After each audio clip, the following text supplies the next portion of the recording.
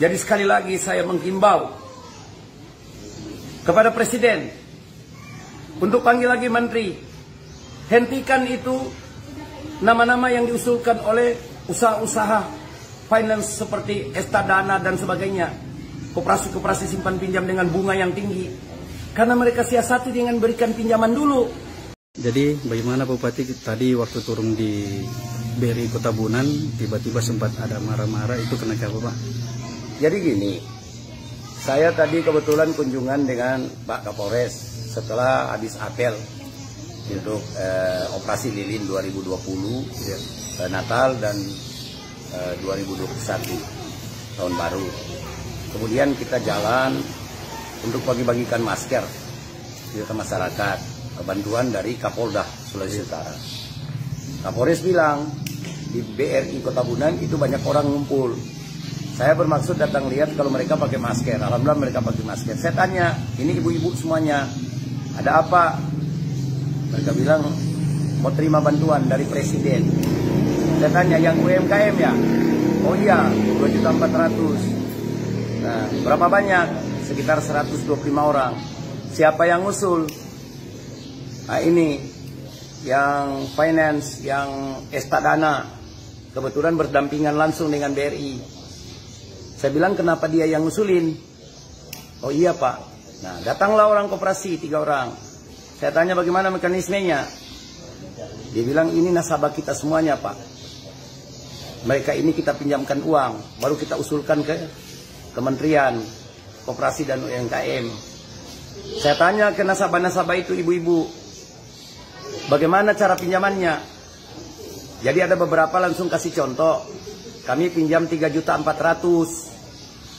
Nah, kemudian yang kami terima cuma 2.700.000 jadi simpanan, tetap ada di Estadana. Dan mereka bantu kita urus untuk dapat bantuan dari Presiden yang 2.400.000. Nah, kewajibannya bagaimana di Estadana? Dibayarkan pengembaliannya dari uang 2.700.000 itu, dari pinjaman 3.400.000 yang dipotong 700 sebagai simpanan. Kewajiban para nasabah itu setiap minggu mengembalikan 250.000 selama 25 bulan. 25 bulan itu 6 bulan 1 minggu. Berarti yang dikembalikan total 6.250.000. Wah, saya kaget.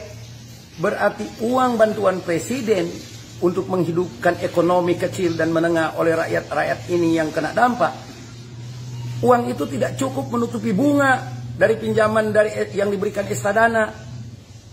Pertanyaannya, kenapa niat Presiden yang begitu bagus untuk membantu rakyat, kenapa Menteri Koperasi dan UMKM sebagai pelaksana teknis tidak mempercayakan kepada pemerintah atau BUMN agar tidak ada potongan atau pembayaran bunga?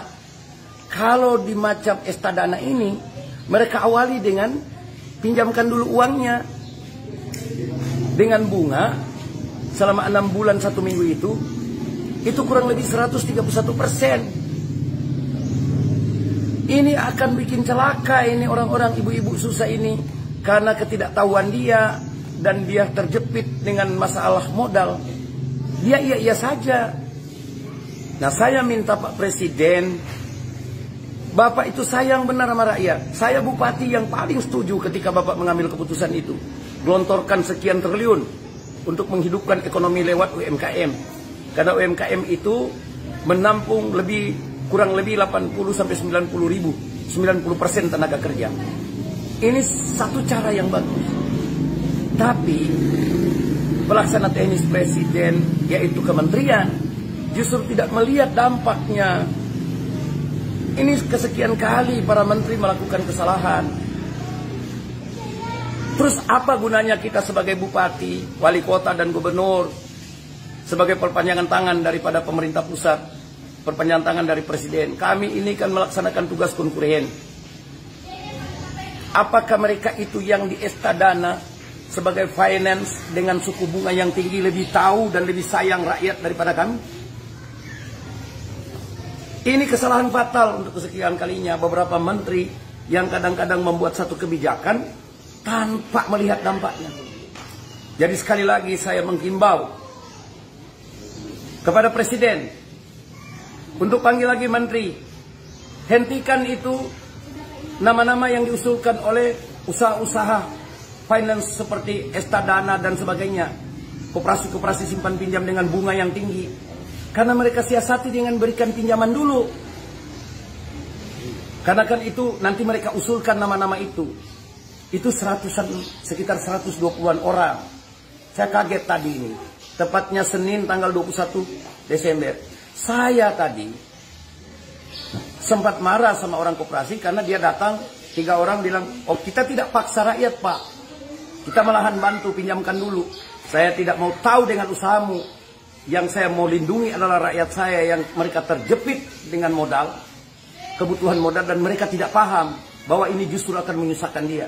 Bayangkan saja, dari pinjaman yang 3.400.000 yang dia pegang untuk dia usahakan itu, untuk modal usahanya cuma 2.700.000, dan kemudian dia wajib mengembalikan 250.000 per minggu selama 25 minggu. Berarti total dia kembalikan dari modal usaha yang 2.700.000 itu 6.250.000. Selisihnya 3.550.000. Itu 131%. Ini mau hidup bagaimana?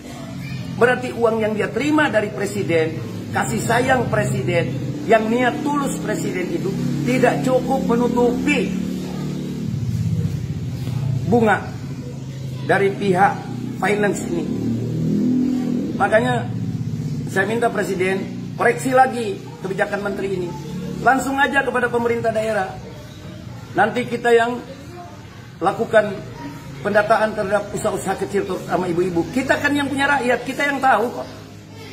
Saya heran para menteri ini selalu melangkahi bupati wali kota gitu, sebagai perpanjangan tangan pemerintah pusat. Ini kesalahan kesekian kalinya dari para menteri. Makanya kan saya banyak mengoreksi. Karena ini kepentingan negara, ini punya kita bersama. Makanya saya selalu bilang, belum tentu orang jadi menteri itu lebih paham tentang persoalan di daerah.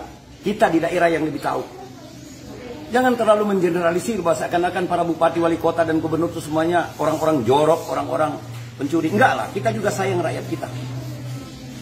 Saya akan berakhir masa jabatan di 17 Februari 2021. Tapi sepanjang itu masih ada di saya, masih saya yang sematkan bupati, saya tidak akan biarkan rakyat saya menderita. Karena kelemahannya, karena ketidaktahuannya. Dia nggak tahu. Tadi semuanya bilang, iya memang betul yang berat sekali kita orang mau kembalikan, tapi apa boleh buat? Orang butuh modal cepat.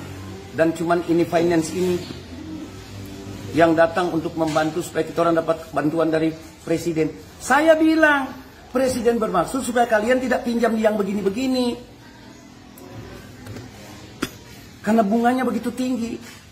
Dalam 6 bulan 1 minggu itu harus mengembalikan 131% bunganya. Kur saja cuma 0,9% di bank-bank pemerintah dan bank yang ditunjuk. Asli rakyat kesulitan untuk mengembalikan pinjaman pokok dan bunga. Apalagi dengan begini. Sekali lagi saya minta Presiden, mohon maaf, saya mengagumi Pak Presiden, langkah pikir daripada Pak Presiden mencintai rakyat Indonesia yang dalam kesulitan akibat COVID-19. Jangan nanti ini Bapak mendapatkan laporan-laporan yang baik. Ini contoh, salah satu contoh di Bolak Mongondo Timur. Saya tadi tidak sengaja sebenarnya, kebetulan diajak Kapolres ke situ melihat orang yang pakai masker. Setelah ditanya ternyata menerima bantuan, tapi diurus, difasilitasi oleh finance yang namanya Estadana itu, yang sudah duluan meminjamkan uang ke rakyat dengan bunga yang tinggi. Jadi itu yang bikin saya naik pitam nih. Sampai sore ini saya masih marah sekali itu. Saya tidak mau tinggalkan rakyat saya sebentar. Mereka itu menangis karena terlilit hutang. Tugas kita bagaimana menjadikan rakyat bahagia, bukan harus kaya. Bagaimana rakyat bahagia? Rakyat bahagia itu bukan kaya, tapi dia mampu untuk menyelesaikan permasalahannya hari ini, dan dia mampu untuk memenuhi kebutuhannya hari ini. Karena tidak ada satu kepala pemerintahan dari zaman Nabi Adam sampai sekarang yang mampu membuat rakyatnya semuanya kaya. Tapi yang kita bisa upayakan membuat rakyat kita bahagia. Dan saya melihat itu yang diinginkan oleh Pak Jokowi. Jangan nanti keinginan Pak Jokowi itu disalah artikulasikan oleh para kabinetnya. Yang akhirnya uangnya nyasar, tidak ada manfaat buat rakyat. Itu dari saya. Saya. Syukran ya Rabbi, syukran.